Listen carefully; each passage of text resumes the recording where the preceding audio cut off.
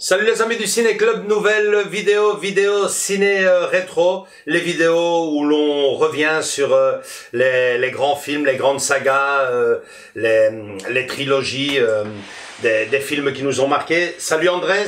Bonjour, bonjour. Aujourd'hui, on va parler en prolongation de la vidéo sur notre living room. De Sharon Stone, donc du film de Basic Instinct. Donc tu es prêt à faire un bond dans le temps, Andrés? Ouais. Surtout que c'est là où je suis né. C'est ce que j'allais te dire. 1992, 30 ans, c'est l'année où tu es né, le 20 mars, plus précisément. C'est pas... Non, ça c'est janvier. Non, ça aurait été vraiment beaucoup trop de coïncidences. Donc... la date donc officielle où ce film est sorti aux États-Unis, un film qui pour moi est un précurseur dans le genre. Il y a eu un avant et un après Basic Instinct au cinéma, de par des tas de choses qu'on va expliquer, on va parler maintenant dans cette vidéo. Mais commençons par le début. Toi, Basic Instinct, tu étais... J'étais né. Donc tu l'as connu, très tard. Vers 15, 16 ans. Ouais, donc adolescent. Donc je voulais, voilà, je regarde des films comme je te disais depuis tout petit, quoi. Donc il y a des trucs qu'on pouvait pas regarder. C'est clair. Donc en famille je parle. Donc il y a certains films où j'ai zappé et que adolescent, internet, compagnie, voilà. Et c'est ce film, il est très bien. Il faut, voilà, j'ai maté, j'ai regardé, j'étais là, waouh. 15-16 ans, imagine le bazar. Imagine-toi. Donc. Toi, t'avais quel âge? Moi, j'avais, quand j'ai été là-bas, j'avais 21 ans. 21 ans quand j'ai fait sa connaissance au cinéma, et j'ai dit la même chose que toi. Wow. Pourquoi? Parce que justement... Et pas seulement pour ce que vous savez déjà, ou peut-être que vous allez découvrir. Il n'y a pas que niveau sexuellement parlant, hein. On ne parle pas que de sexe.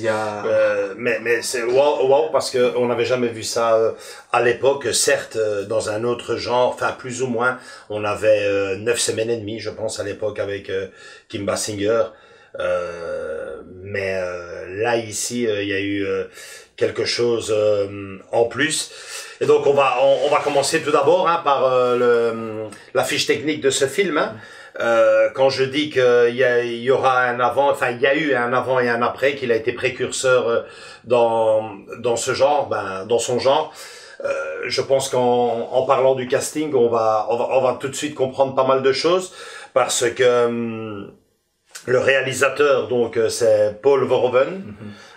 Paul Verhoeven, faut savoir que en 1992, bien sûr, il avait déjà réalisé des films, mais des grands films, des films qui avaient tapé chez Monsieur Tout le Monde, dans le public. Dans le public.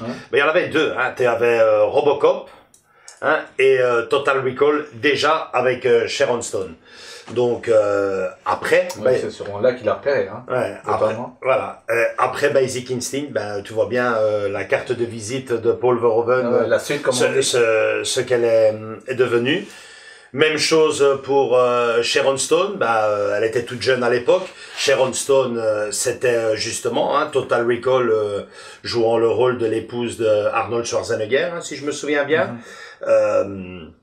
Et voilà, qu'elle se retrouve dans le rôle de Catherine, quoi. Donc donc la fameuse tueuse. Donc on se dit donc on se dit qu'est-ce qui a fait que le fait est qu'elle a eu le rôle. On va expliquer tout de suite que ça n'a pas été si facile que ça. C'est même hallucinant. Elle-même, je pense, ne s'attendait pas à avoir son rôle quand elle était vraiment au bout de la file. Et devant elle, tu vas entendre des noms. Et je pense que toi-même, tu vas en être surpris. Même chose pour Michael Douglas. Hein. Michael Douglas, lui, contrairement aux deux autres, était déjà quand même assez bien connu. Mais c'est aussi fait choisir par un petit coup du hasard. Quand je te parle des castings, tu dois savoir que chez les hommes, pour jouer le rôle, je ne me souviens plus maintenant du nom de... Pour jouer le rôle de Nick, hein, le flic dans le film, la liste a été très longue, quoi. Je veux dire... les candidats étaient très nombreux et je vais même prendre le GSM pour te dire parce que c'est tellement fou. Il y a eu beaucoup. Ouais, c'est tellement fou. C'est tellement fou que en lisant tout ça, j'en revenais pas, quoi. Donc pour jouer ce rôle-là, le rôle de Nick avait été proposé à une longue liste d'acteurs tels que, je cite, Harrison Ford, Tom Cruise, Brad Pitt, Kevin Costner, Richard Gere, Denzel Washington, Ray Liotta, Mel Gibson, Sean Penn, Tom Hanks, Sylvester Stallone, Jack Nicholson, Bruce Willis, Don Johnson, Al Pacino, Patrick Swayze, Nicolas Cage, Dennis Quaid, Jeff Bridges, John Travolta, Chuck Norris. Mais c'est tout, en fait, c'est Hollywood, quoi. C'est hallucinant, quoi. C'est Hollywood, quoi. Je devais le lire parce que c'était vraiment, je suis resté. Et finalement, on choisit Michael Douglas. Pourquoi? Parce qu'au début, et tu le disais hors caméra, tu dis ouais mais il va quand même pas prendre Tom Hanks. Non, Tom Hanks c'était beaucoup trop. Il cherchait. Et Tom Cruise était beaucoup trop jeune, je crois, à l'époque. Je crois. Hein. Ouais. Donc. Et il cherchait vraiment un mec fin de la quarantaine, début de la cinquantaine. À l'époque, Michael Douglas, je pense qu'au moment du film, a 47 ans. 47 ans. Donc, il a une belle carte de visite. Oh. Et ils réussissent à le prendre. Pourquoi? Parce que niveau féminin, ils ne parviennent pas à trouver l'actrice qu'ils voulaient. Finalement, ils ont Sharon Stone, qui est une petite jeune. Et lui, il a accepté. Et lui, il n'était pas très chaud non plus. Mais parce que elle était trop jeune ou quoi? Ils ont pu se payer Michael Douglas. Okay. Par le fait que Sharon Stone était une petite débutante qui avait joué un tout petit rôle dans Total Recall. Enfin, tout petit rôle, quand même second rôle. Mais bon. Mais donc voilà, quoi. Pas parce que justement, si je te disais le casting masculin, voici du côté féminin. Alors, ce qui était proposé pour le rôle donc de Catherine Tramell avait été proposé à Kim Basinger, Michelle Pfeiffer, Melanie Griffith, Bridget Fonda, Jodie Foster, Helen Hunt,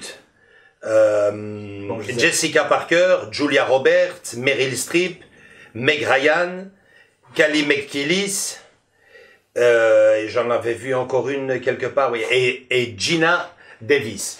Donc, si tout cela, s'ils ont choisi Michael Douglas, c'était justement parce qu'ils cherchaient un gars hyper connu. Ouais, hyper connu avec un beau cachet. Et de l'autre côté aussi. Qui frôle la cinquantaine.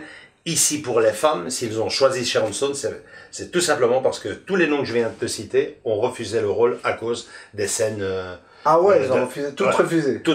Toutes refusées. Personne ne voulait jouer ce rôle-là. Le scénario était vraiment trop chaud, trop hot. Et pourtant, trop de scènes dénudées en fait. On parlait là, et Kim Basinger avait fait quand même un film un peu, ouais, je vais pas dire érotique, mais bon, voilà, avec des scènes un peu dans 9 semaines et demie, quoi. Donc voilà, elle a accepté. C'est la seule qui a accepté. C'est la seule qui a accepté. Okay. Et bien, lui en a pris parce que, bon, elle est devenue par après. Ouais, c'est ça qui a fait décoller sa carrière, plus et moins. Exactement. Donc, on voit que le réalisateur a eu toutes les peines du monde à former une équipe pour le film. Et une fois qu'il a réussi à tourner le film, c'est d'autres problèmes qui sont venus, puisque tu as il y a eu une campagne féministe contre le film. Ça a été un pur scandale,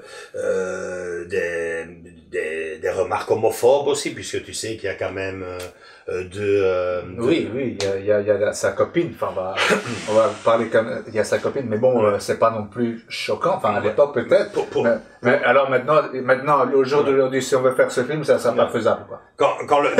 Et déjà, à l'époque, c'était déjà... Ben, quand le film est sorti, parce que le film a fini par sortir, mais à quel prix? À quel prix? Beaucoup de passages, quelques passages du film ont été censurés, notamment à la fameuse scène assez gore. Je pense que c'est le premier crime avec le pic à glace. Oui, le tout début, quoi. Ouais, tout au début, ça, censuré. Et alors, bien sûr, quand on dit aujourd'hui la scène mythique de la culotte, ben, figure-toi que la scène mythique de la culotte aux États-Unis a été censurée. Le film est sorti au cinéma là-bas aux États-Unis et avec beaucoup de coupures là. Ouais.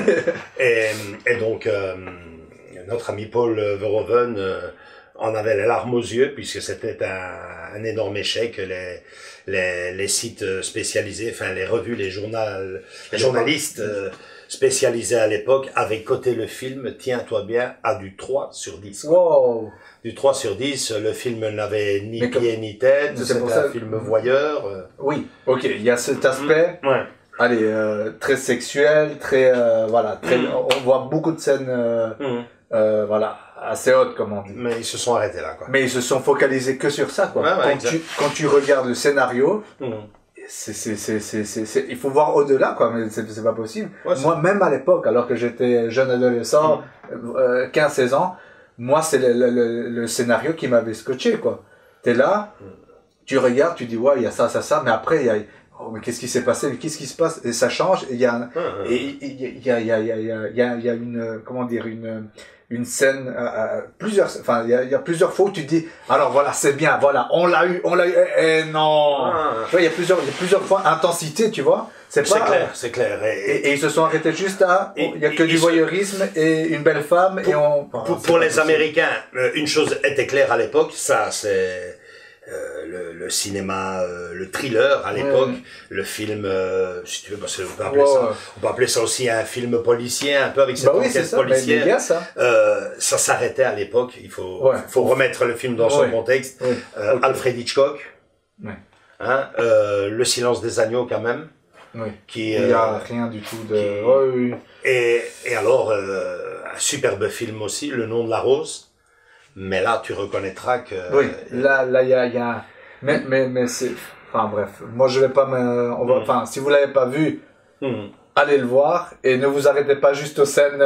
Non. C'est un film où tu dis... C'est un film psychologique, en fin de compte. Parce que toi-même, t'es là et tu te dis...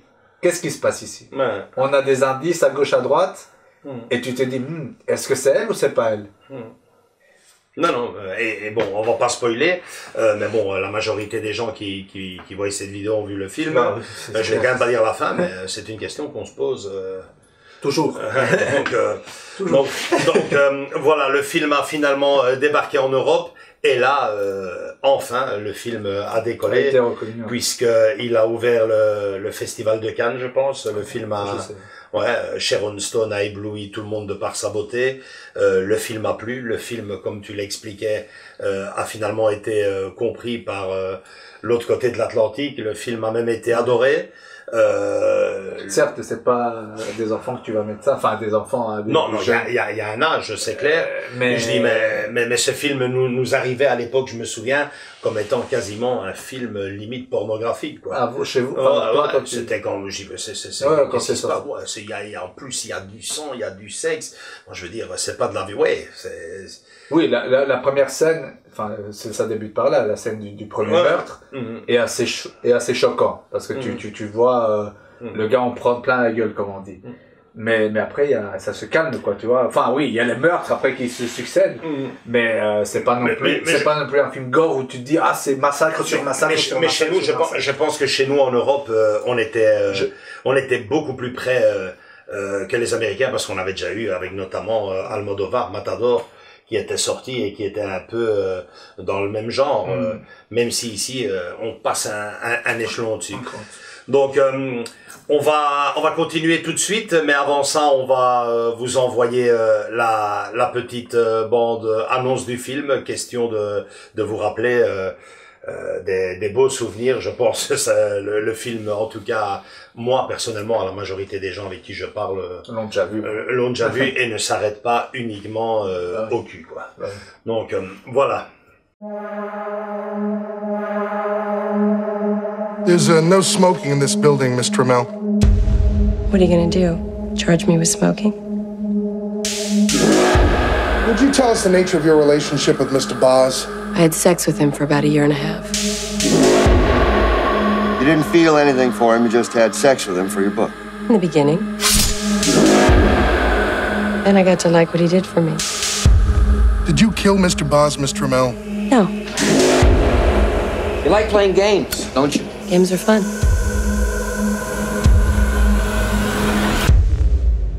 It's nice.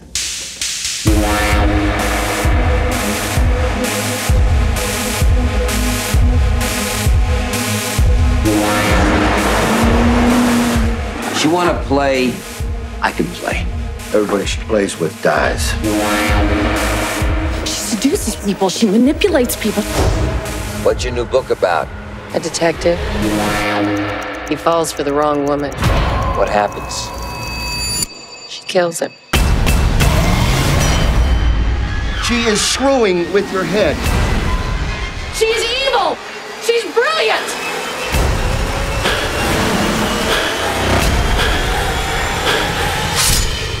Why don't you let me do this for you?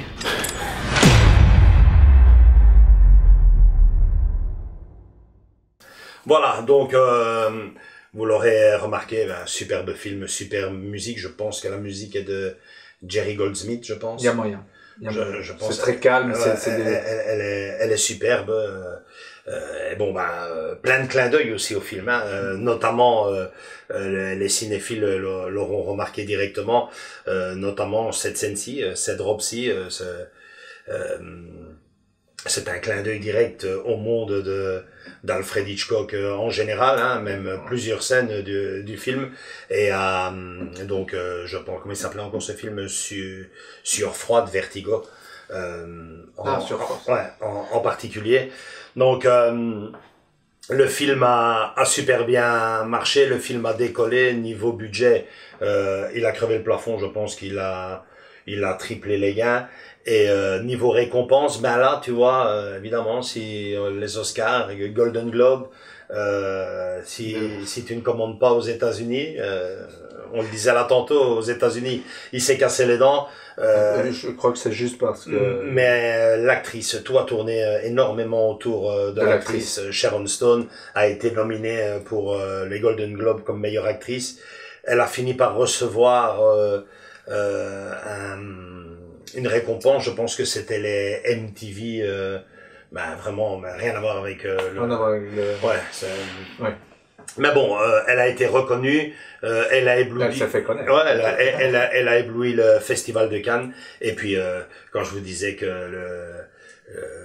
le film a été un précurseur du genre, il y a des tas d'autres films qui sont venus juste derrière, mais la carrière de Nicole Kidman, j'allais dire, de Sharon Stone, forcément, pendant beaucoup d'années, était dans la même direction, puisque nous avons eu juste après celui-là, je pense quelque temps après, Sliver, qui était aussi un petit... Elle a joué plusieurs fois, on va dire, entre guillemets, le même rôle, un peu la fille séductrice et compagnie. Mais on voit bien qu'elle a fait son bonhomme de chemin et c'est tout à fait une actrice reconnue. Et qu'elle a son... Déjà, dans ce film-là, on voit bien que dès le début, quand sa prestance, son charisme, tu vois déjà, c'est pas toutes les actrices qui peuvent faire ça. C'est ça que je veux dire, tu vois. Elle a eu sa carrière, c'est vrai que juste derrière, on leur demandait, nous, forcément, waouh, elle te fait Sliver, mais elle a fait même un film très prenant, je me rappelle, je pense que c'était Dernière Danse, hein, sur le fameux, je pense que c'était ça. Superbe film, tu trouveras la photo, je pense que ça s'appelait Dernière Danse. Elle a même fait un western aussi avec Leonardo DiCaprio. Donc à l'époque on se disait s'il vous plaît, c'est mort ou vif, je pense qu'ils appellent ça. D'ailleurs il ressort en édition collector très prochainement pour le mois de mai, donc on en reparlera encore. Elle a eu sa carrière et puis forcément comme toutes ces belles divas, les années passent et puis forcément avec l'âge les rôles disparaissent peu à peu et après elle a eu une maladie, je pense aussi. Ouais, elle a fait elle s'est écartée un peu des projecteurs, mais quand tu parles toujours on va dire des beautés des années 90, c'est elle qui revient la plupart du temps, quoi, c'est clair. Ouais, Paul Verhoeven lui aussi a continué dans ce genre de cinéma-là, avec notamment juste derrière, je pense qu'il avait fait Showgirl, je pense aussi.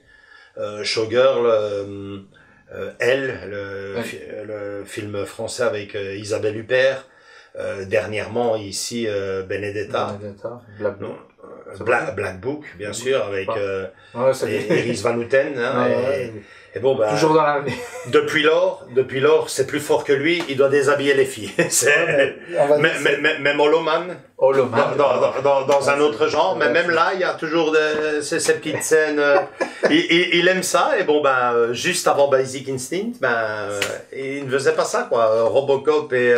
C'était plus des scènes un peu choquantes, un peu waouh, c'est bien, c'est fort, mais après, c'est vrai, en faisant un peu l'analyse, c'est vrai. Même dans ces films un peu science-fiction, action, ce que tu veux, il y a toujours une petite scène un peu... Michael Douglas aussi a eu droit à une prolongation de Basic Instinct dans le même genre avec la magnifique aussi Demi Moore, Harcèlement.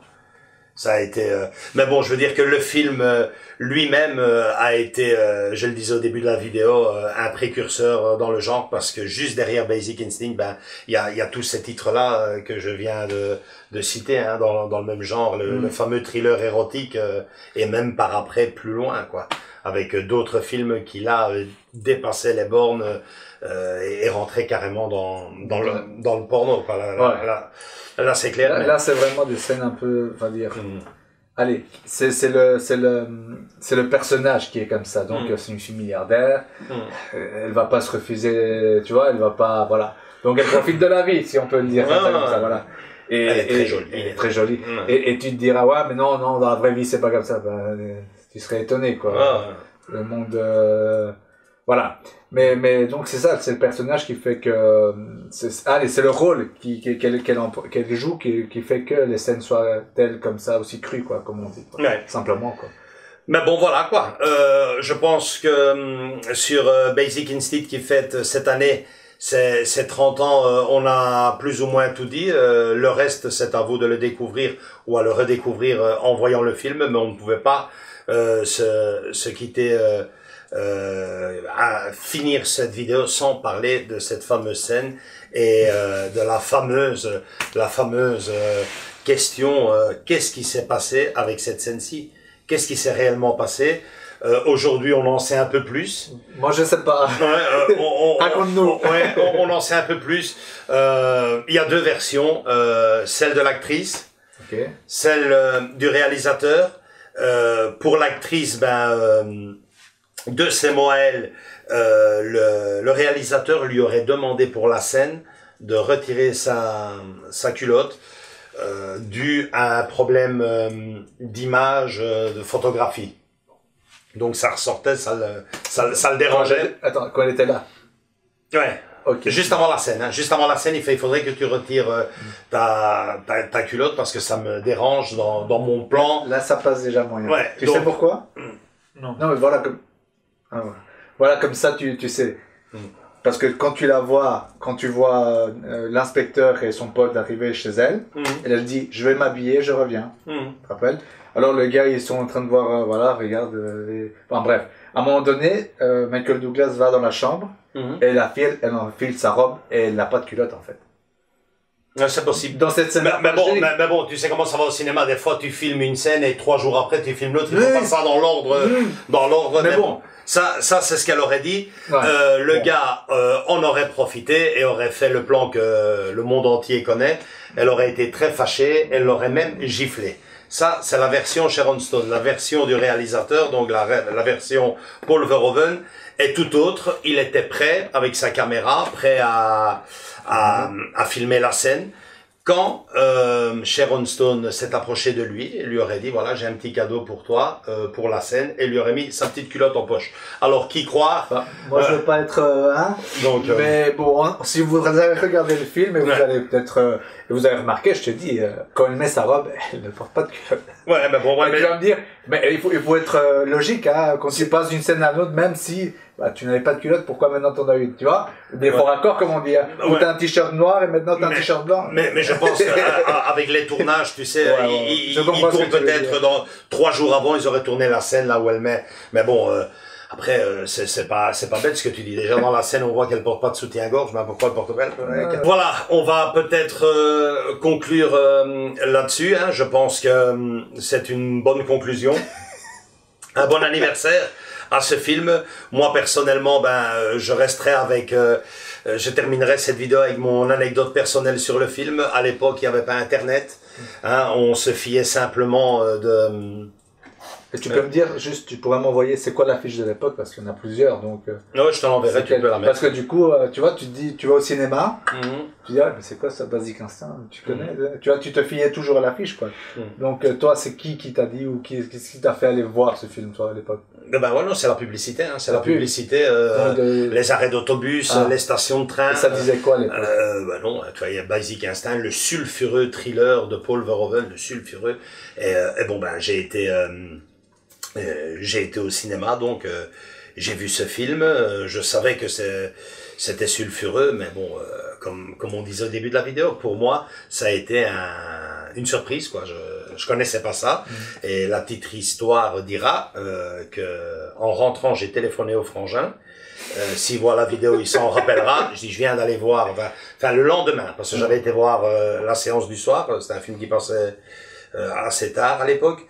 Et bon, le lendemain, je lui téléphone, je dis, j'ai été voir Basic Instinct, franchement, la folie, la gonzesse, elle est magnifique. Ah bon, t'as vu Total Recall, la gonzesse, elle est superbe.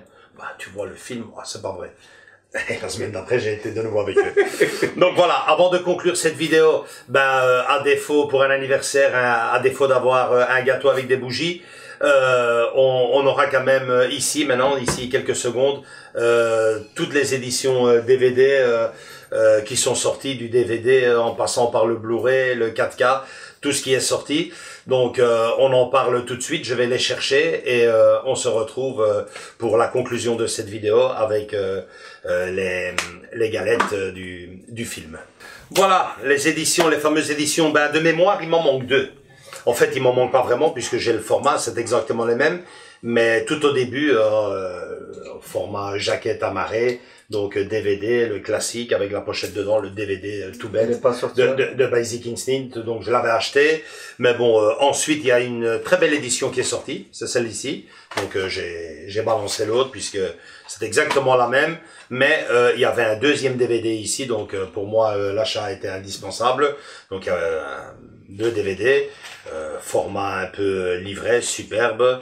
J'étais déjà ravi à l'époque, donc je l'ai directement pris. Et puis il y a eu une édition spéciale qui est sortie, je ne sais plus très bien si c'est pour le 10e anniversaire ou une très belle édition, hein, pour l'époque en tout cas, avec un boîtier en plastique transparent, effet glace, hein, assez bien fait, on va dire. C'est pas c'est pas le top, mais assez bien fait. Donc Andrés va vous le montrer avec à l'intérieur, si je parviens à l'ouvrir, avec à l'intérieur le petit pic à glace.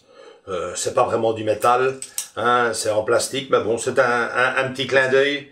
Mais bien fait, hein, parce que il est assez bien fait. N'allez pas taper sur de la glace, la glace cédera pas. Petit clin d'œil, effet pic à glace. Maintenant qu'Andrés me le dit, ça ressemble peut-être aussi même, je viens de le découvrir, mais bon, je ne pense pas parce que en tout cas, il fonctionne pas, quoi.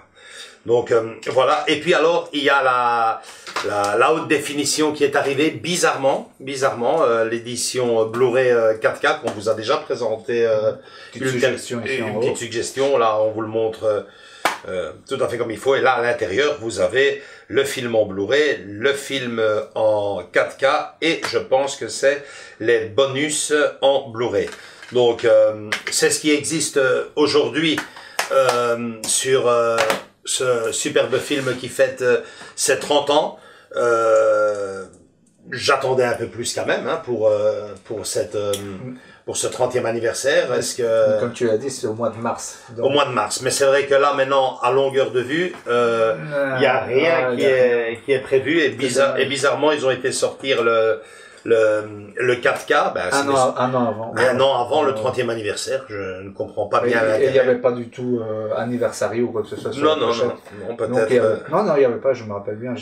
Le film, aujourd'hui, au moment où on fait cette vidéo, on est le 3 ou le 4 mars, c'est ça? Le 4 mars, on est? Ouais, 3. Ouais, le film fête officiellement ses 30 ans le 20 mars. Ben, qui sait, hein, peut-être une édition. En tout cas, moi, je suis... C'est peut-être par après. Ça soit en retard. Peut-être par contre, c'est un peu bête, quoi. Franchement, ils ont l'habitude dans le monde de le faire bien comme faire le 30e anniversaire. Ça serait bête de faire un superbe coffret pour le 31e, quoi. Mais bon. Je veux dire, quelques mois après, peut-être. Je sais pas. J'espère. L'année est longue, hein. Si on fait l'anniversaire, ben, ça va de mars 2022 à mars 2023, quoi, ou à février 2023. Espérons-le qu'ils sortent un truc du genre aussi. Ouais, quelque chose. Bien fait, quoi. Un beau coffret. Moi, franchement, je serais vraiment. Ouais, tu compléterais ta collection. Ouais, bien sûr, sans aucun problème, parce que c'est un film qui m'a bien plu.